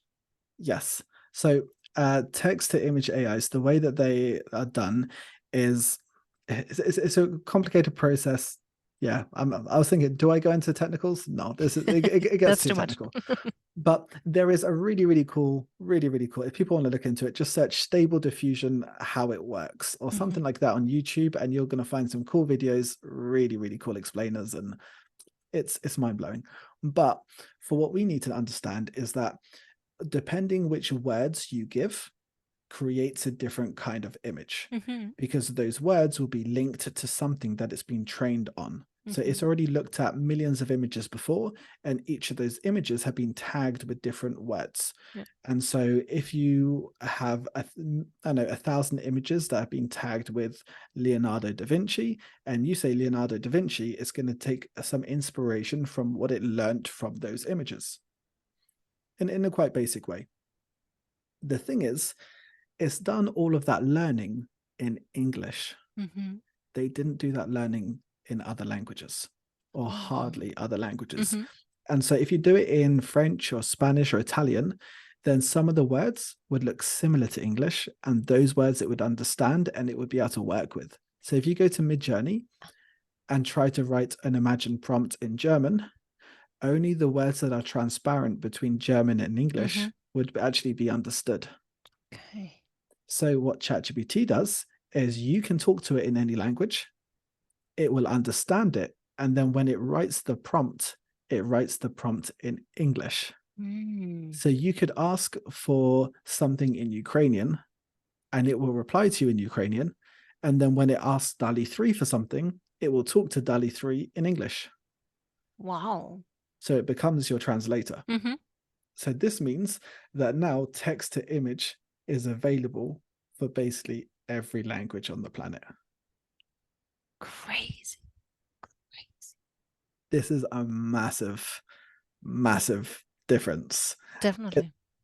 Probably not a massive difference for the English speaking community, which is the majority of the people who use this kind of technology, but it's a massive difference for the majority of the humans who live on the planet who don't actually speak English. Yeah, and it also shows that somehow they figured out that is a problem, and somehow they also knew, okay, we need to get over the language barrier somehow, even though we're just using English right now because that's what it's trained on.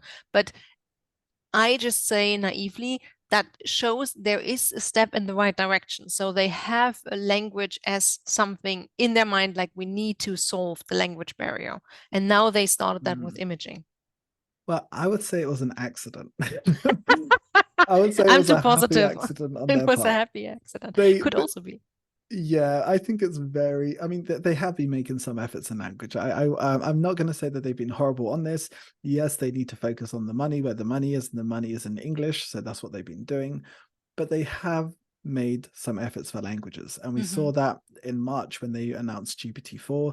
They did a whole bit on how they're improving other languages. So I do congratulate them for that.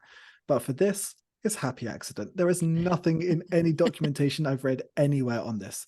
This was literally yesterday, me sitting down with some family and non-English speaking family talking French, and they would write in French, and suddenly it would write the stuff in English, and I was like, oh my god, this works.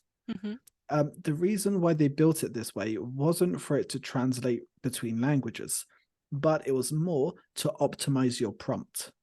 So you say, I would, I don't know, you say, I would like flowers in a vase on a table. It's not going to write that as a prompt. Instead, it's going to write a longer prompt, but it's going to take your idea and write out the prompt for you. And so as it's doing this, no matter what language you write in, it's going to do the same process. And it always knows it needs to write in English when it talks to DALL-E 3 because that's what it does.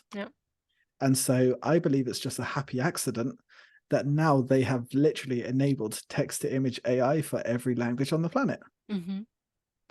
But thanks for the accident anyways. That's cool. Yes. It's good to be thankful for these kind of accidents. And maybe somebody within their team realized that this was a thing. And maybe they just haven't really been doing any PR about it. Yeah, could actually be. Yeah. And they're just waiting for people like myself to do PR for them instead. And it's like, this is also one thing, we always need to have humans who try new stuff out. So I'm so glad there's people like you who try stuff out. And I'm always, most of the time, I wait and think like, okay, you try that out, then you teach me, then I try that out. I find also new things about everything, but I sometimes see myself as very lazy when it comes to technology. I hear you. And it's like we said at the beginning, because technology is moving faster and faster, I think more and more of us, even though we're not actually being lazy with technology, we feel like we're being lazy with technology because we look out there, and it's a classic thing like on Instagram, right? Where on Instagram, everyone's only ever posting their best pictures, the best things that they're doing that day from a very specific angle. And from that, we get the false idea of how people are living. And so people like ourselves who either create companies or self-employed, we tend to spend a bit more time on LinkedIn. And when we spend time on LinkedIn, we have this impression that everybody is using all of these tools and everybody is doing all of this learning, and everyone, no, come on. No, they're also just sitting on their sofas. Literally. Like their alarm went off 2 hours ago. It's now 10 a.m. and they're like, yeah, maybe lunchtime I'll start. Like that's how most people, I believe, are actually living their lives. Mhm. And so I one of the things I'm trying to be a bit more conscious of is whenever I'm trying to build any hype or excitement or engagement around these things, to also try to level set and come in with this reality of Mhm. it's okay. Like this stuff should be exciting and it shouldn't make us feel inferior. It shouldn't make us feel lazy because it's weird, it's wonderful, it keeps changing every day. It's at an unprecedented rate of change and innovation that even people like myself who literally own a company in the space has always been left behind. Mhm. And next month I'm going to spend a week at Web Summit in Lisbon. And so I've kind of put off all of my catching up with tools Mhm. to be like, I'm going to spend 4 days listening to the people who created the tools, telling us all about them for a week. So that way I Great. don't need to like learn anything. I can be completely behind with technology. I'm going to go there and I'm going to do my catch up. Mhm. And so if I'm having to go through that process, anyone else who isn't really in this technology scene, it is more than okay to be completely behind with everything that's changing. Yeah. And don't feel guilty about it. It will always come the time where you think, okay, now I start that. Definitely, I'm intrigued. Like all the things you said and all the examples you made, it was like, oh, there's really a lot of potential and benefit in that. And it also, I can see that for my company where I could use it. And that is Mm. definitely a really, really cool thing. You now stepped on what is next and up for you. Is there anything more that is up for your company, for you personally? What are the next steps for you? Hmm. My next step is not to be a CEO of a medium-sized company. That's a good step. That's a very good step. Because a lot of times we can kind of get lost in our original aims. When I Mhm. set out this year, my year was to say, let's take a break, let's chill, let's enjoy life. And I have been enjoying, but enjoying by diving into this passion, which Mhm. is let's help people with ChatGPT. And I feel I can continue enjoying in this passion as long as I keep it on my terms. Mhm. We have managed to build really, really cool things. And so we can pretty easily hire a team of business dev, sales, training, content dev. We can build a whole team and then just go company to company, reaching out, selling lots of trainings, Mhm. build a large company, have a bunch of houses, live that kind of life. But that would be then trading in what I want for a 60 to 70-hour work week, in Mhm. which I then have to be CEO of a medium sized company. So even though I have all these ideas, all these things that I'm building, all these things that I'm doing, there's another book or two in the works at the moment. There's a new training course. There's a whole bunch of different customers and opportunities and really cool things coming up, and different people I'm partnering with and working with and building out a team. One of my biggest next steps is to kind of look at this and say, okay, but how do I keep my current work life? Mhm. Because this is what I enjoy. I enjoy the ability to jump on these kind of chats and enjoy myself. I really love DJing. I love to just dive into my music and I want to keep time for Nice. that. I love rock climbing. I love just chilling, watching my series. I love meditating. I love traveling, spending time in ashrams. And all of these things I feel that's my priority. And how do I continuously manage to do these? Because if I do these properly, it gives me the time and the space to truly innovate. Mhm. And this is where my best creations come from. And this is Mhm. why I've been able to create the way I have this year. So for me, my next step is how do I continue to balance all of this growth with the original idea of, hey, I do not work full time. Mhm. I work by my own hours. I want to do things in a certain way. And how can I do all of this in a nice, fair way that I help charities, we're giving back, but at the same time, we don't have to destroy ourselves in our work. Mhm.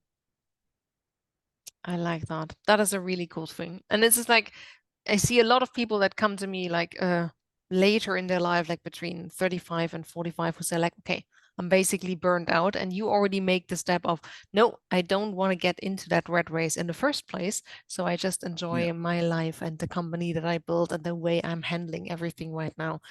That's exactly what I want. Yeah, Such a nice thing. exactly. Yeah. Love that. So cool. And you already told us about the book you have written and the ones that are in the making and your workshops, of course. I'm going to link all of that in the description. Is there anything else, if people are interested in all these topics, that you can recommend, that you say, like good books, good workshops, or good conferences, anything that people can look into? Yeah. There's YouTube. Always start with Always. YouTube. YouTube is amazing. A lot of times we have this feeling that we need to dive into expensive courses. We do not need to dive into expensive courses. Go to YouTube. If you are a self-starter and you can watch through things and have fun and experiment, YouTube. You're going to find everything there. If, on the other hand, you want a bit more guidance, you want something that's more interactive, that actually guides you through, that gives you exercises, that is built more to kind of cater to learning journeys, then recently what we've done is we've taken our gold standard e-learning course and we've now made it available to everybody online. So you go to chatgpttrainings.com and we have our e-learning course there. It is, it's not priced as too expensive. I think we're currently offering it. I think it's about $65 for the course. Yes, I saw today. It's yeah, I think it's around that. And the idea there is it's very interactive. You get to go through it, understand all these things about this technology. We also do build updates to the course.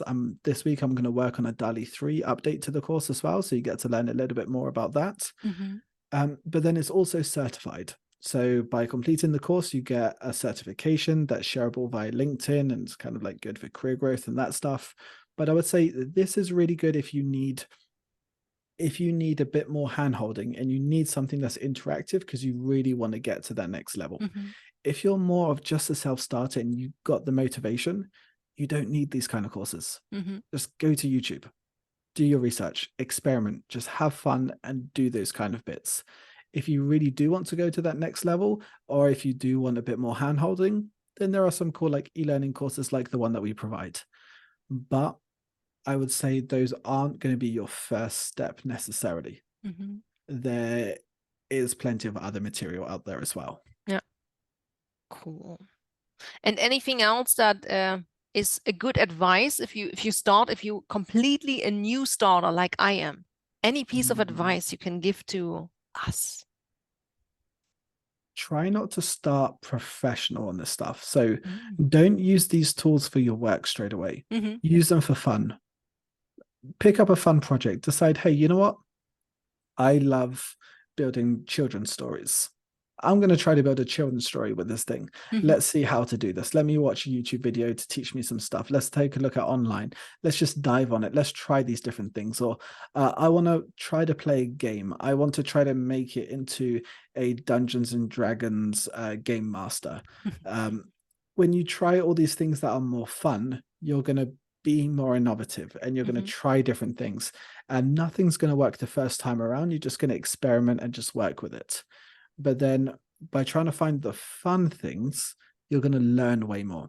If you try to say, okay, this is a cool tool for work, let me use it for this email, that's not really going to get you very far, especially when you're first starting. After you've done it for a while, awesome. Find all the work use cases that will push your knowledge further. But when you start, think about what you enjoy and just try to have some fun with it. I like that. I can make that happen. Not in the next 4 weeks, but I can make that happen. Pretty cool. Yes. So Van, that brings me already to my last question. What is your gift to the world? Ooh. I would say my gift to the world is living the way I want to and doing the things I want without caring about the world. Of a lot of times I feel a lot of influencers, a lot of people out there always doing things in order to show to others. And I kind of realized that starts to pollute everything that we're doing. Mm. And so I realized more and more this year, I've been trying to dive into, if right now I just want to be here, then I just try to be here. If I just want to listen to music, just listen to music. If I feel like talking, then talk. But more just trying to do of what I feel that I want to do for that reason. Mm-hmm. And without thinking about it, then starting to see around that people then start to kind of question of saying, oh, that's a cool thing. Maybe I can do that a bit more of just doing what I feel like right now. Maybe we don't have to comment on everything that we're doing or socialize in this kind of way. Maybe I can just stand here in a bit of silence and it can be okay. So Mm-hmm. without trying to be an example to others, but just doing the thing that you enjoy doing or just Mm-hmm. allowing that essence to come out, I feel tends to have a nice rub-on effect on others kind of passively. Mm-hmm. And so I feel that's the gift I'm gonna kind of selfishly also continue to try to do. Live it to your fullest potential. That is amazing. Thank you so much. And thank you for all the insights, all the examples. And I really loved talking to you. Me too. I really enjoyed this. And I love this kind of long form conversational, just diving through these things. And we're able to tap on so many different Yeah. topics. And it's like I said at the beginning, we don't get to do that on social media. Mm-hmm. And that's my pet hate is social media. You need a tagline that annoys people or people would disagree with, so they want to see more, Yeah. and also or surprising them, or you basically have to create some kind of clickbait, and Yeah. then somehow you have to try to not completely sell your soul but kind of sell your soul in order to get those shares, get those likes, and give somebody something in 30 seconds. Mm. And that's why I kind of hate it. And so the ability to have these kind of discussions is so much nicer Yeah. because the full story starts to come out and actual things that can click with people can actually be there. Absolutely. And also the ability, for me, it's easy because it's part of my job, like having long conversations. I very often get the feedback of, you need to do that shorter, 20 minutes, 10 minutes. And I'm like, no, go to another platform and have your 10 and 20 minutes. I'm going to deliver on a longer version of content. And then you can eat it up in tiny little parts. That's why we have timestamps. Everything is your responsibility. There we are at the topic again. Huh? So Yeah. I really enjoy that too. And I love that you took the time to deep dive so deeply into the topics and explain so much around the tool as well. So I learned a lot. Thank you very much. Thank you so much.